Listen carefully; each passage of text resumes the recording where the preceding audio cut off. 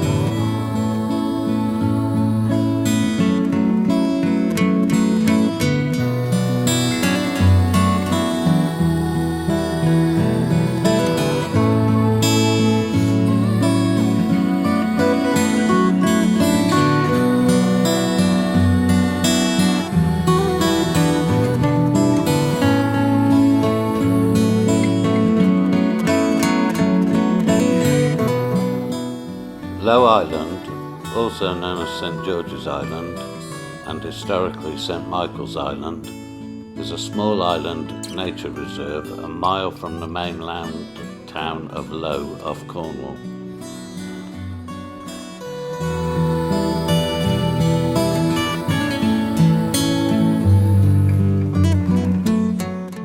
In 1965, the island was bought for £25,000, equivalent to $611,400 in 2023, by two sisters, Babs and Evelyn Atkins.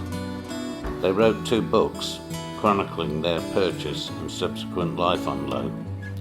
The first book, We Bought an Island, and its sequel, Tales from a Cornish Island.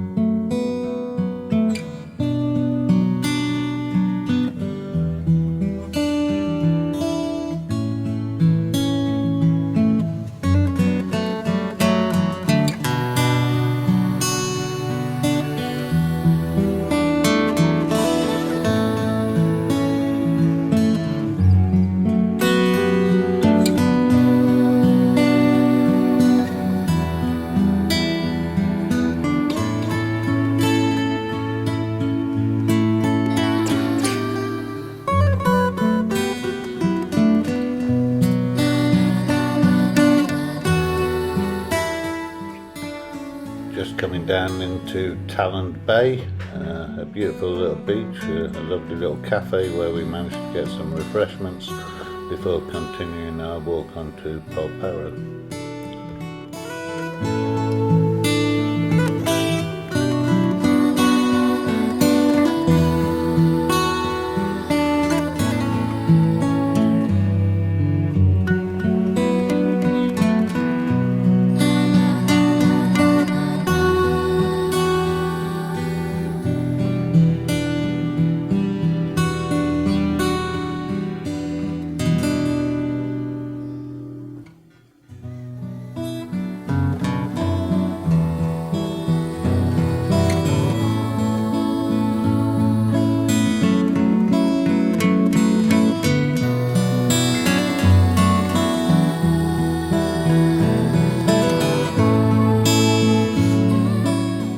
Polperro, through which runs the River Pol, is 4 miles west of the neighbouring town of Looe.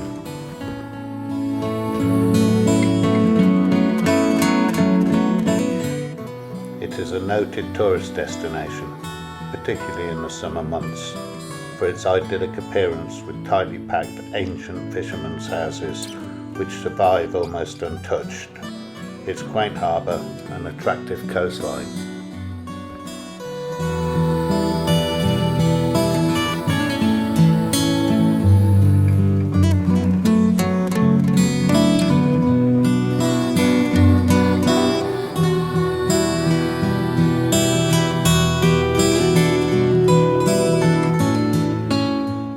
Smuggling is understood to have prospered since Polperro developed as a port in the 12th century. It reached its zenith in the late 18th century when Britain's wars with America and France precipitated the high taxation of many imported goods, making it worthwhile for the local fishermen to boost their income by the covert importation of spirits, tobacco and other goods from Guernsey and elsewhere. By the late 18th century, much of the success of the smuggling trade through Polperro was controlled by Zephaniah Job, a local merchant who became known as the smuggler's banker.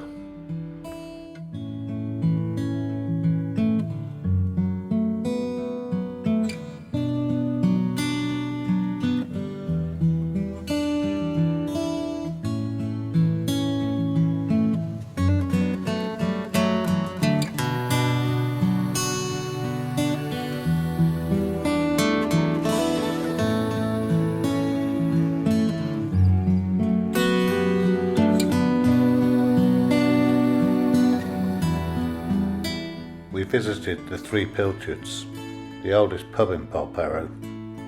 This has an outside bar at the rear with a lovely two-tiered terraced area with magnificent views across the harbour.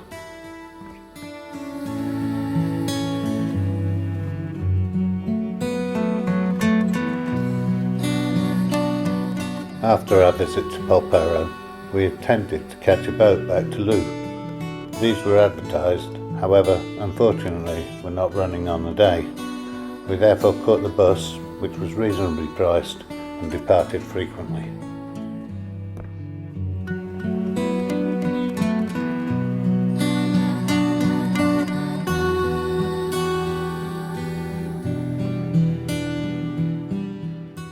On day 3, we drove down to Kynance Cove.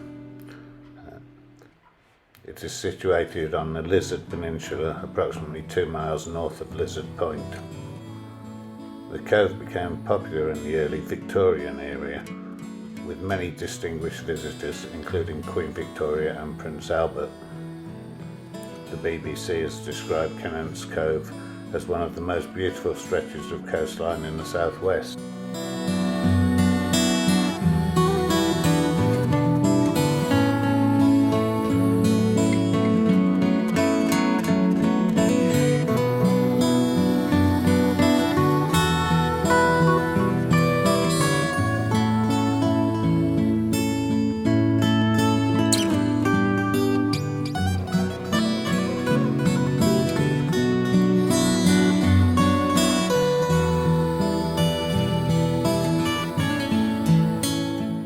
It truly is a beautiful beach, and I'd recommend anyone visiting this part of Cornwall to spend a day there.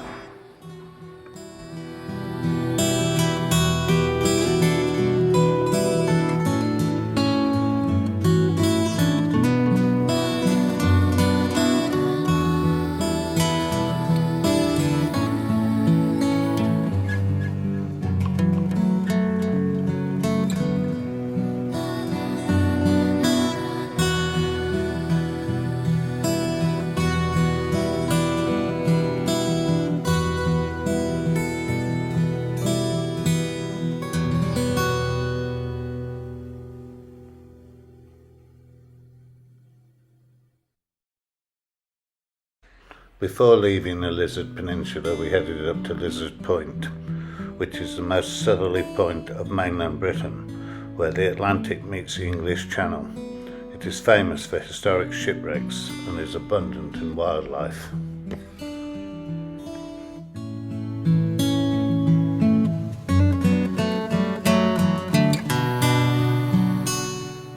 After a day down at Lizard's Point, we came back to Downderry and enjoyed a beautiful tapas at Bushy's by the beach. St Clement's Island. It is said that a hermit once lived here, and local boys would swim out to the island and back as a rite of passage.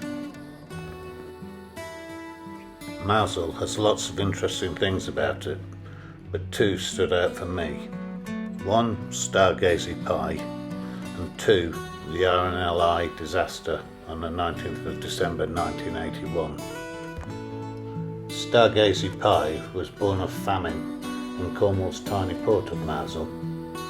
The legend goes that terrible weather had been lashing the coast off West Cornwall for days on end. It was so bad that the Moushole fishermen couldn't get their boats out of the little harbour and the fish stocks were running out. Something had to be done. Brave fisherman Tom set out to sea, battling monstrous waves and hurricane winds, returning triumphant with his boat stuffed with 7 different varieties of fish. These were all baked into an enormous tasty pie, large enough to feed the whole village, with fish heads and tails sticking out through the pastry crust, gazing at the stars above. At the Ship Inn at Moushole, a very special dish called Starry Gazy Pie appears on the menu for just one day a year. On the 23rd of December, the parading of this unique Cornish pie is part of an old age ritual in the fishing village to celebrate the tale of a night long, long ago when the hero named Tom Balcock braved a violent storm to save the community from starvation. A poem called Tom Balcock's Eve is still sung every year to this day. The modernised words go, "A merrier place you may believe was Moushole on Tom Balcock's Eve, to be there then who wouldn't wish to sup on 7 sorts of fish, when murgy broth had cleared the path, come glances for a fry, and then has had a bit of scad and starry gazy pie. Next cometh fair maids, brass rusty jades, as made our oozles dry, and ling and hake enough to make a running shark to sigh, as each with clunk as health were drunk in bumpers brimming high, and when up came Tom Balcock's name, we praised him to the sky." The tale was further immortalised in the magical children's book, The Moushole Cat, by Antonia Barber, which tells the story from the viewpoint of Tom's cat, Mouser, and a great storm cat of the sea. The legend of Tom Balcock probably carries some truth, as these waters off the Cornish coast frequently become extremely savage. On the 19th of December 1981, the Union Star was on her maiden voyage, sailing from Holland to Ireland with a cargo of agricultural fertiliser. As well as Captain Henry Morton and his crew of 4, she carried the captain's wife and 2 teenage stepdaughters, who had joined the ship so that they could be together for the holidays. At 6 p.m, disaster struck. The Falmouth Coast Guard received a call from the Union Star. Her engines had failed and had become contaminated with seawater, making an engine restart impossible. There was a fierce storm underway, and the rough seas and powerful winds were blowing the coaster towards the treacherous Cornish coastline. In Moushole, word spread that the lifeboat may be needed, and Penlee's Solomon Brown was put on standby. A rescue under such severe conditions would be difficult, and coxswain William Trevelyan Richards chose the best crew for the task.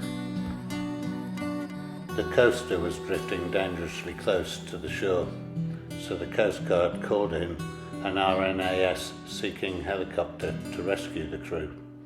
The coaster was rolling and pitching on the wild seas so violently that a mast threatened to collide with the helicopter overhead. The aircrew decided it had become too dangerous to continue the rescue mission. The Union Star's mast was too close and their line wasn't long enough to reach the deck from further away. The coaster had drifted to just 2 miles from the perilous coastline, so the Solomon Brown was finally launched 2 hours after the first alert. The helicopter stood by as Penlee's lifeboat, a wooden 47-foot Watson class, launched in hurricane force 12 wind, fighting against 90-knot winds and 18-metre waves. The powerless Union Star had already lost one anchor, but was desperately trying to hold her position as the lifeboat fought the harsh breaking seas to come alongside it. The Solomon Brown struck against the side of the coaster and a lifeboat crew stood against the railings, throwing lines across to the coaster. The lifeboat valiantly battled to come alongside the coaster for half an hour. From the helicopter, Lieutenant Commander Russell Smith saw dark shadows of people in fluorescent orange life jackets run across the deck from the wheelhouse to the lifeboat, where the crew were waiting to catch them as they jumped. The Solomon Brown radioed back to the Coast Guard, "We've got 4 off," and the helicopter turned back to base, assuming the lifeboat would head to shore. But the lifeboat decided to make a final rescue attempt, and after that point, all radio contact was lost. The Coast Guard radioed back to the lifeboat, but there was no response. 10 minutes later, the lights of the Solomon Brown disappeared. The helicopter refueled and launched once more. Lifeboats from Kynance Cove, the Lizard and St Mary's were also sent to help their colleagues, but their searches were unsuccessful. At daybreak, the Union Star was found capsized on the rocks by tattered the lighthouse, and wrecked debris from the lifeboat began to wash ashore. Coxswain Trevelyan Richards was posthumously awarded the RNLI's Gold Medal for gallantry, and the rest of the crew were awarded bronze medals. The names of the 8 Penlee crew members who valiantly fought to save those on board the Union Star are inscribed on the RNLI Memorial in Poole. Lieutenant Commander Russell Smith, the pilot of the Sea King helicopter, recounted, "The greatest act of courage that I have ever seen, and am ever likely to see, was the penultimate courage and dedication shown by the Penlee crew. They were truly the bravest 8 men I've ever seen, who were also totally dedicated to upholding the highest standards of the RNLI."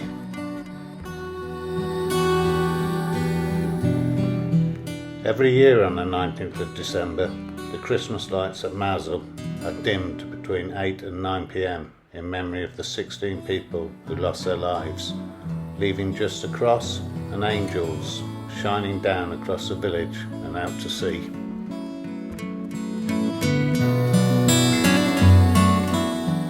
After visiting Moushole, we headed over to Portcurno beach.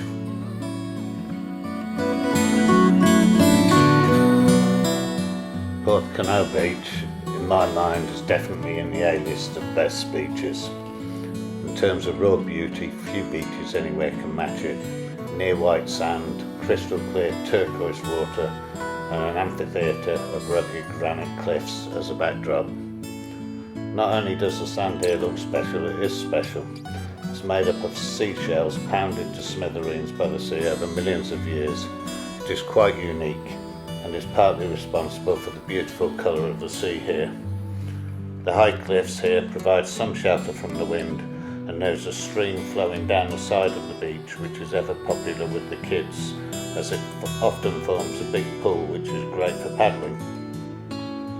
The beach is lifeguarded during the summer, but towards high tide it is steeply shelving, plus the waves can be extremely powerful, so care should be taken. At low tide, the sand stretches all the way round to neighbouring Pedney Bounder, and the scenery is at its best with shallow pools of translucent water and islands of sand forming across the beach. It is an easy walk between the 2 coves, but make sure you don't get cut off unless you fancy to climb up the cliff path from Pedney. When the tide comes in, the beach is much reduced in size and things become a little cosier.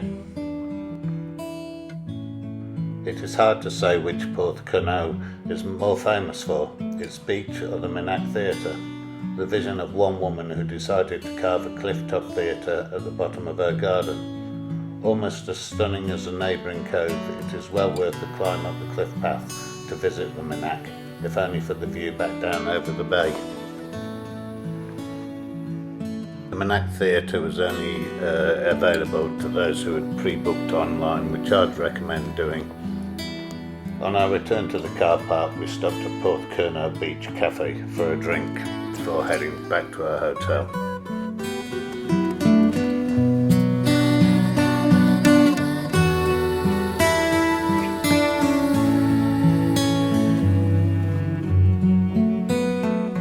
On day 5, we downloaded an app called iWalk and loaded the walk Portwrinkle to Downderry. This app doesn't require a phone signal or internet during the walk. This was a circular walk of approximately 7 miles and was marked as moderate to strenuous. The walk had 25 marker points and we started and finished at point 12 in Downderry.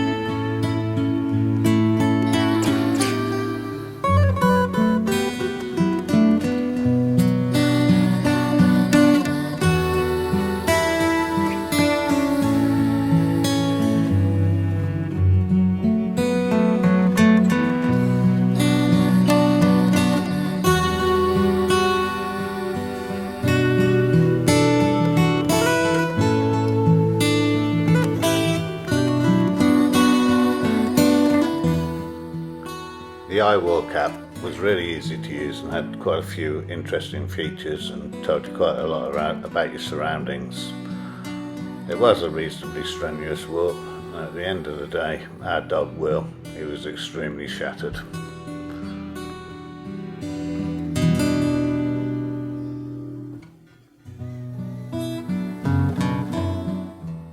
Tintagel was an important citadel and port between the 5th and 7th centuries AD, and was probably the seat of Cornish kings.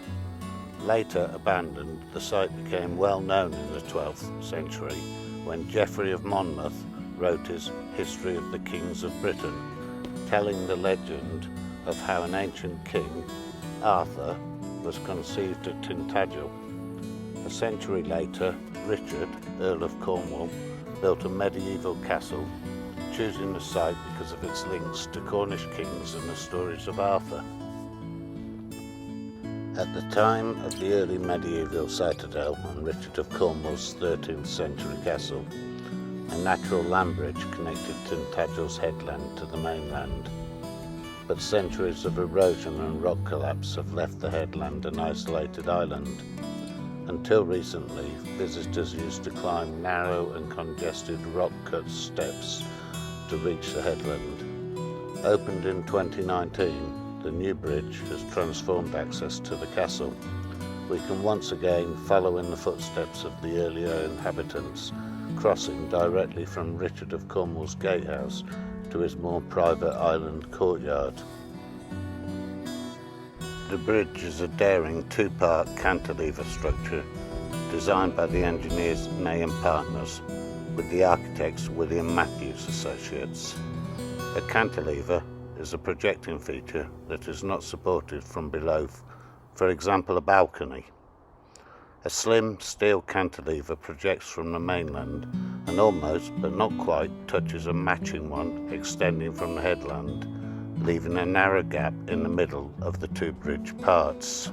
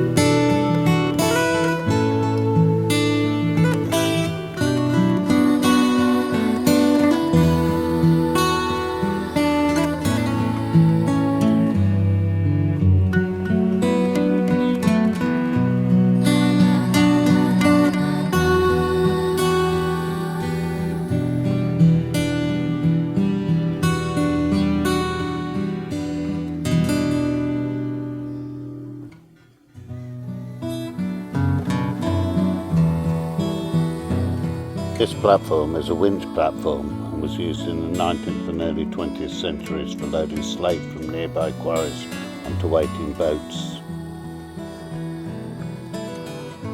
On the top of the hill you can see Camelot Castle Hotel.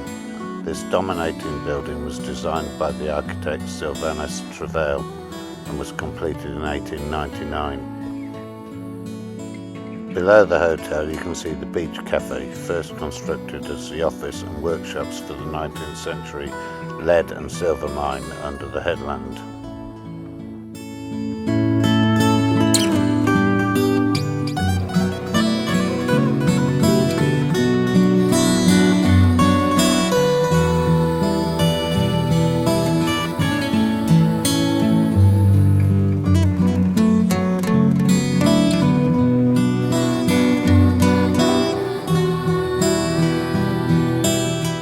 Opposite the Beach Cafe is the visitor centre, originally Castle Cottage. Florence Nightingale Richards lived with her mother in the 1890s, selling refreshments and acting as castle guide.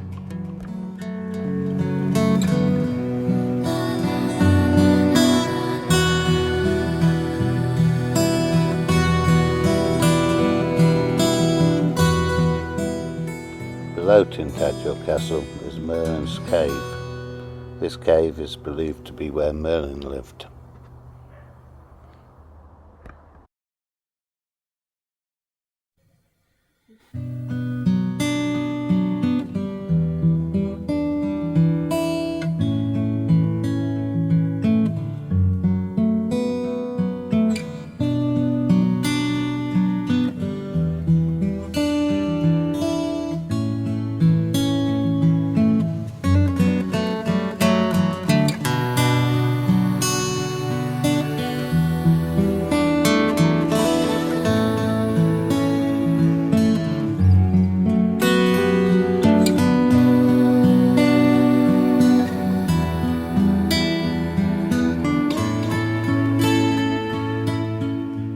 After visiting Tintagel Castle, we drove a short distance to St Nectan's Glen and walked up to the waterfall.